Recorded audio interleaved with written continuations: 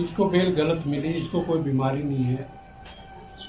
डॉक्टरों को इसने मोल्ड करके प्रभावित करके अपने हक में इसने लिखा रखा है। अगर इसे बीमारी होती है, बीमारी की दवाई खाता और ये जगह जगह सफ़र नहीं करता। जब ये जेल में था तो व्हील चेयर पे चलता था, अब ये पैदल क्यों घूम रहा है? जोधपुर से ये उज्जैन गया, इंदौर गया, सूरत गया, सैकड़ों किलोमीटर, हजारों किलोमीटर का ये सफ़र कर रहा है। क्या बीमार आदमी सफ़र कर सकता है? अगर इसे हार्ट की प्रॉब्लम होती, आसाराम को हार्ट की अगर प्रॉब्लम होती, ये एंजियोग्राफी कराता, बाईपास सर्जरी कराता।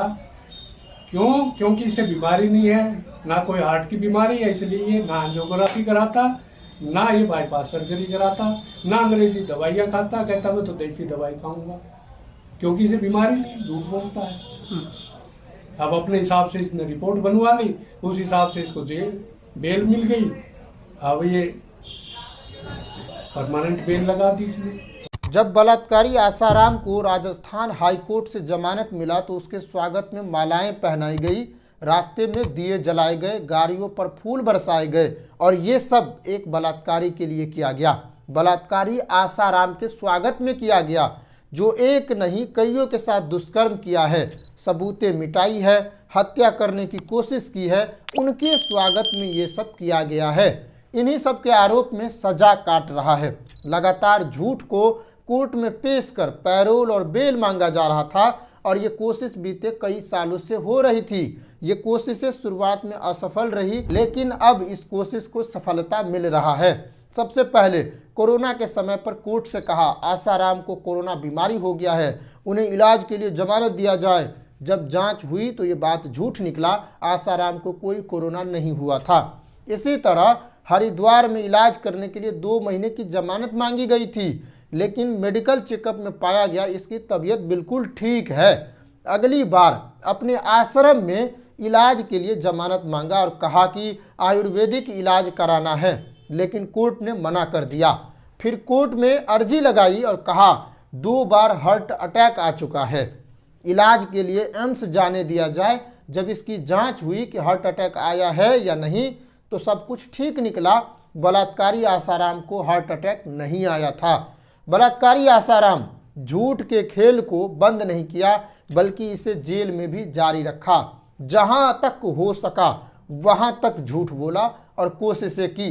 लगातार झूठ और प्रपंच रचने के बाद 2024 में इसका बाहर आने का खेल शुरू हुआ।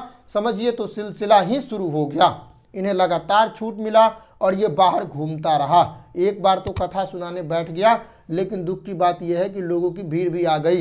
इनको कब कब छूट मिला, कितने दिनों का छूट मिला, अब इसको देखते हैं। पहली बार 7 अगस्त 2024 को 7 दिनों के पैरोल पर बाहर आया था। दूसरी बार 11 नवंबर 2024 को 30 दिन के इलाज के लिए पैरोल मिला था। 7 दिन से डायरेक्ट 30 दिन की छुट्टी मिली थी, इसे ध्यान रखिए।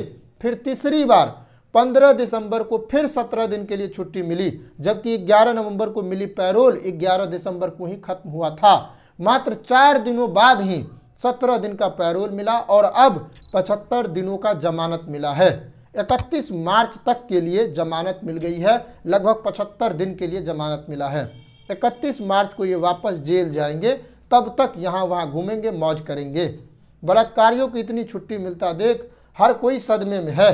बलात्कारी आसाराम पर कौन है जो फूल चढ़ा रहा है, कौन है जो माला पहना रहा है, कौन है जो आतिशबाजी कर रहा है, खुशियाँ मना रहा है, नारे लगा रहा है, फूल बरसा रहा है? कौन है ये लोग? ये लोग उनके भक्त हैं, सेवा करने वाले भक्त हैं, बलात्कारी आसाराम के भक्त हैं। खैर, ये भारत देश अब विश्व गुरु बनेगा। इन बलात्कारी संतों की घोर जरूरत महसूस की जा रही है, तभी तो इन्हें इतनी छुट्टी दी जा रही है। बलात्कारी आसाराम के बेटे नारायण साईं पर भी दुष्कर्म का आरोप है। उन्हें 2019 में उम्र कैद की सजा हुई थी। पूरा खानदान दुष्कर्म का आरोपी बन गया है और उनका स्वागत किया जा रहा है, फूल मालाएं बरसाई जा रही है। अगर आप थोड़ा ठीक से समझे, इस छुट्टी मिलने के आंकड़ा को देखें तो आपको समझ आएगा कि ये बलात्कारी आदमी पिछले 3 महीने से छुट्टी पर ही हैं। लगातार छुट्टी मिल रही है, लगातार 3 महीने से इन्हें रिलीफ दिया जा रहा है। अब ये धीरे धीरे बढ़ता जा रहा है। सार्न इंडिया की ओर से आपको संदेश है कि बलात्कारियों को घृणा की नज़र से देखिए।